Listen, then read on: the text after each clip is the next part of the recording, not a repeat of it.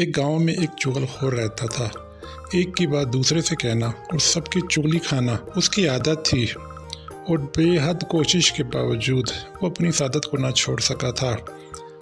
बार बार उसने इस बात का इरादा किया कि अब किसी से किसी की चुगली ना करूँगा, लेकिन हर बार वो अपने इस इरादे में नाकाम हो जाता था।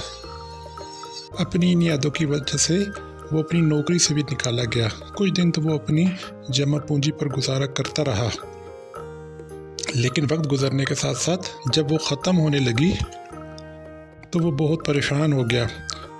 उसने मजदूरी या नौकरी के लिए बहुत ज़्यादा कोशिश शुरू की। मुख्तलिफ लोगों से उसने कहा, दर दर फिरा, एक एक बंदे के पास गया, लेकिन मुसीबत यह थी कि चुगलखोर होने की वजह से उसे कोई भी अपने पास मुलाजिम रखने के लिए तैयार ना था। गांव के तमाम लोग उससे अच्छी तरह वाकिफ़ ही थे और उसकी चुगली खाने की आदत से भी वाकिफ़ थे, इसलिए उसे कोई भी मुंह ना लगाता था। आखिर मुसलसल नाकामियों से बहुत तंग आ गया और नौबत फाकों तक आ पहुंची, तो उसने दिल में सोचा कि अब इस गांव को छोड़ ही देना चाहिए और कहीं और चलकर अपनी किस्मत आजमानी चाहिए। ये सोचकर उसने अपना ज़रूरी सामान लिया और गांव से निकल के सफ़र पर रवाना हो गया ताकि किसी दूसरी बस्ती या गांव में जाकर मेहनत कर सके। चलते चलते वो एक और गांव में पहुंच गया। ये गांव उसके लिए बिल्कुल नया था और उसको वहाँ कोई भी नहीं जानता था, इसलिए उसे उम्मीद थी कि यहाँ उसे कोई न कोई नौकरी मिल ही जाएगी। लिहाजा वो एक किसान के पास गया और उसे कहा कि मुझे आप अपनी मुलाजमत पे रख लें। किसान ने उससे पूछा कि तुम क्या काम कर सकते हो।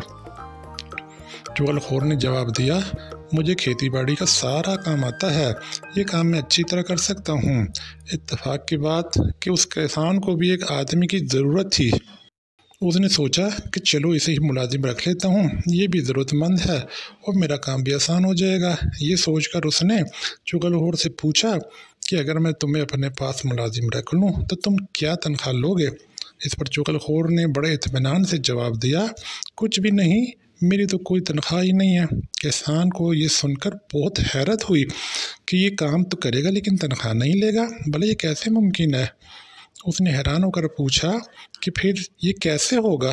चुगलखोर ने जवाब दिया, आप मुझे सिर्फ रोटी और कपड़ा दे दें और उसके साथ एक बात की इजाज़त दे दें, बस यही मेरी तनख्वाह होगी। किसान ने पूछा कि इजाज़त किस बात की। चुगलखोर बोला कि आप मुझे सिर्फ ये इजाज़त दे दें कि मैं 6 माह के बाद आपकी सिर्फ एक चुगली खा लिया करूँगा। चुगलखोर की ये बात अपनी जगह बहुत अजीब थी, लेकिन किसान ने दिल में सोचा कि मुफ्त का नौकर मिल रहा है, सिर्फ रोटी कपड़े में क्या ही बुरा है। फिर उसने अपने आप को आमादा करने के लिए सोचा कि 6 माह बाद अगर एक चुगली खा ली तो मेरा क्या जाता है, किसी से मेरी चुगली खा भी ली तो मेरा क्या बिगड़ जाएगा, मेरे कौन से राज हैं जो जाहिर हो जाएंगे। मुझे तुम्हारी शर्त मंजूर है भाई। चुनाचे चुगलखोर उस किसान के पास मुलाजिम हो गया। वो काम भी उसी का करता था, उसी के घर में रहता भी था। रोज़ाना सुबह सवेरे वो खेतों में चला जाता, बैलों के लिए चारा काटता, हल चलाता और इस तरह हर काम में किसान की बराबर मदद करता। दिन गुजरते गए और 6 माह बाद चुगलखोर की ये बात किसान को याद भी न रही कि उसने एक चुगली खाने की इजाज़त मांगी हुई है। उधर चुगलखोर को किसान के पास काम करते हुए 6 माह गुजर चुके थे और अब अपनी आदत से मजबूर होकर सोच रहा था कि किसी तरह किसान की चुगली खाए। वो 6 माह से अपनी इस आदत पे जबर किए बैठा हुआ था, मगर अब मुआहदे की मुद्दत मुकम्मल होने पर अपने आप पर काबू पाना उसके बस में ना रहा था। चुनाचा उसने अपनी आदत से मजबूर होकर ये सोचा कि अब चाहे जो मर्ज़ी हो जाए, मैं किसान की चुगली ज़रूर खाऊंगा और अब तो मुआहदे के मुताबिक मैं आज़ाद भी हूँ।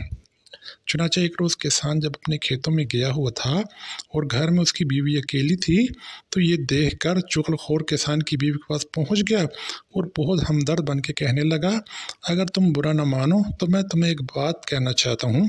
किसान की बीवी बोली, हाँ ज़रूर कहो, इसमें बुरा मानने की क्या बात होगी।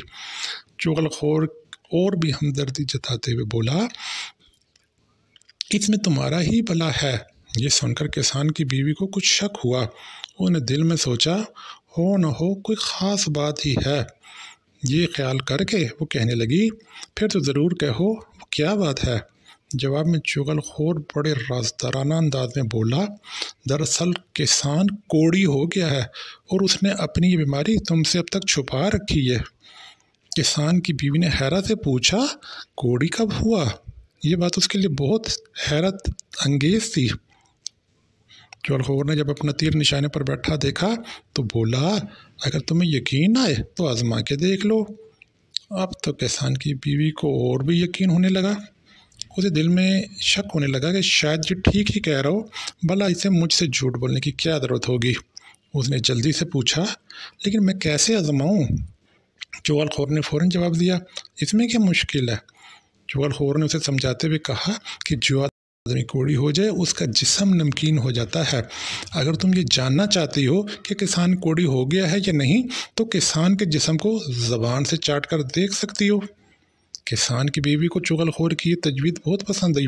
उसने सोचा कि इससे नौकर के झूठ और सच का पता चल जाएगा। उसने कहा, अच्छा कलो, जब मैं कल किसान का खाना लेकर खेतों में जाऊंगी तो उसका जिस्म ज़रूर चाट के देखूंगी।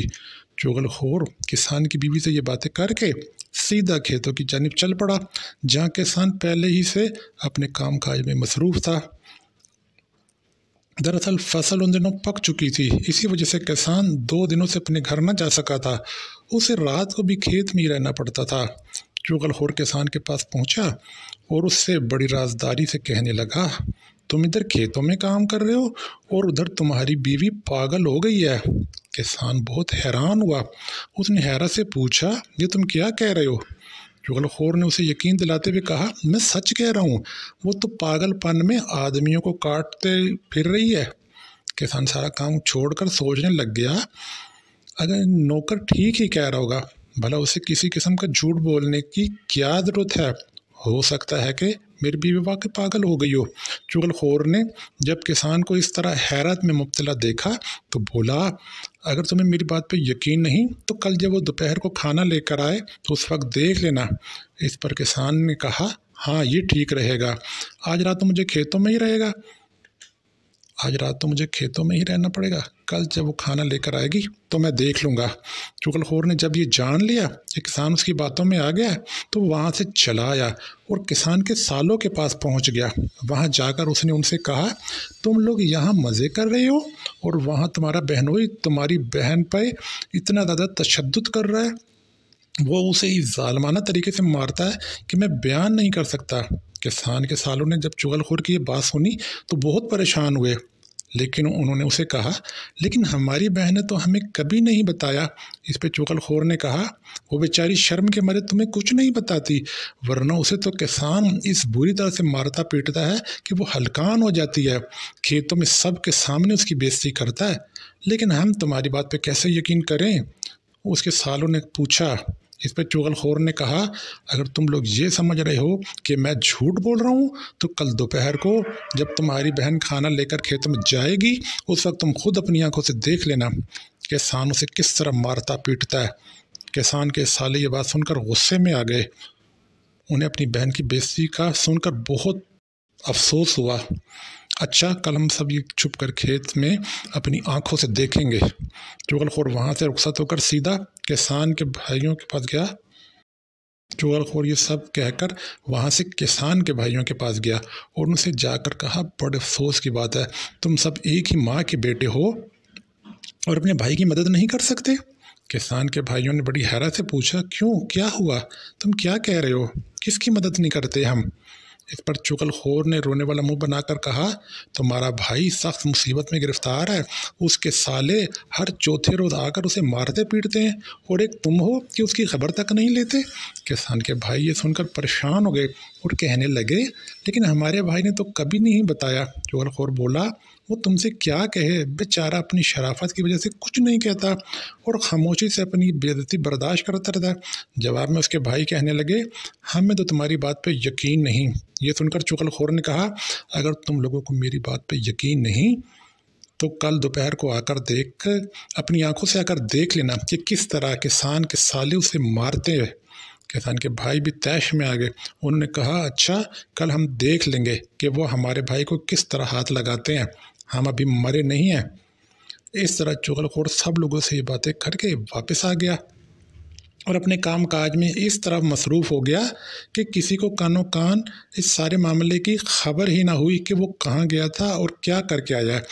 अगले रोज़ दोपहर को जब किसान की बीवी खाना लेकर खेतों में पहुंची तो किसान ने चोर आंखों से उसकी जानिब देखा। वो बड़ी एहतियात से उसकी हर हरकत का जायज़ा ले रहा था, क्योंकि उसके दिल में था कि कहीं पागल होने की वजह से वो उससे ही ना काट ले, इसलिए वो उसके करीब होने से डरता था। दूसरी तरफ किसान की बीवी की ये कोशिश थी कि किसान किसी तरह उसके करीब हो और वो उसे काट कर या उसको ज़बान लगाकर देख सके कि वो वाकई नमकीन है कि नहीं। जो ही वो लस्सी का मटका और रोटियों की चंगेरी ज़मीन पर रख कर उसके करीब बैठी, किसान जल्दी से पीछे हट गया। ये देखकर उसकी बीवी भी रोटों की चंगेरी आगे बढ़ाने के बहाने से उसके आगे बढ़ी, और जो ही किसान ने रोटी पकड़ने के लिए हाथ आगे बढ़ाया, उसने फौरन उसकी कलाई पकड़ ली और उसको चाटने के लिए आगे बढ़ी। किसान उछलकर दूर हट गया। अब उसे पूरा यकीन हो गया था कि वाकई उसकी बीवी पागल हो गई है और काट खाने को दौड़ती है। किसान को नौकर की कही हुई बात सच मालूम होती थी। उधर उसकी बीवी ने जब देखा कि किसान उसे अपना जिस्म चाट कर देखने नहीं दे रहा, तो उसे इस बात का यकीन हो गया कि किसान वाकई कोड़ी हो गया और नौकर वाकई ठीक कह रहा था। उसने एक बार फिर आगे बढ़कर किसान की कलाई पकड़ने की कोशिश की।